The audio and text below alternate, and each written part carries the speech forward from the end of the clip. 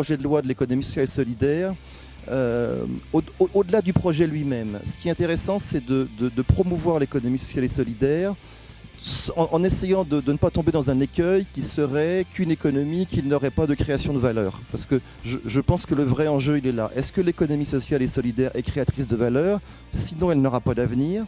Sinon, ça peut être un puissant mouvement fédérateur, là encore, et créateur d'emplois. Je pense que ça va permettre de donner une structure juridique plus visible à un certain nombre d'institutions qui, pour le moment, se sont construites de manière un peu empirique, et c'est sans doute le cas du groupe SOS d'ailleurs. Je pense qu'il est certainement très utile de redéfinir le champ de l'économie sociale et solidaire, de lui donner des perspectives de développement dans un environnement qui est devenu plus tendu économiquement, de clarifier un certain nombre de modes de fonctionnement du modèle économique des associations. La réalité aujourd'hui, c'est que ces acteurs de l'ESS ont besoin de partenaires à leur côté qui sont des investisseurs patients, qui n'attendront pas le même rendement au capital qu'ils vont investir qu'une entreprise classique ou qu'une petite start-up du numérique.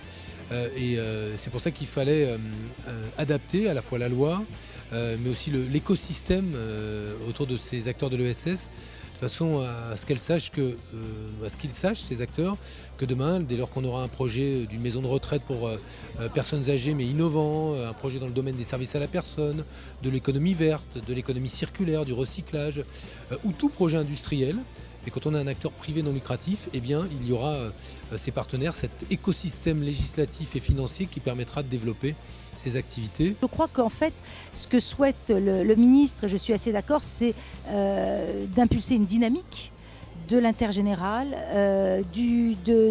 pour répondre aux défis immenses sociétaux. De pouvoir avoir dans ce texte de loi une définition légale dans la loi de la subvention, pas simplement une définition soit par la jurisprudence, soit réglementaire, mais donc visiblement c'était indispensable de conforter, je veux dire, dans la loi, la subvention. L'intérêt de ce projet de loi, c'est bien sûr de donner une existence officielle à un certain nombre de structures de l'économie sociale, mais c'est plus encore de permettre au monde de l'entreprise, aux salariés des entreprises, d'avoir recours à des structures d'économie sociale, par exemple pour reprendre une entreprise qui est délaissée par ses actionnaires. Je pense qu'en soi c'est une petite révolution.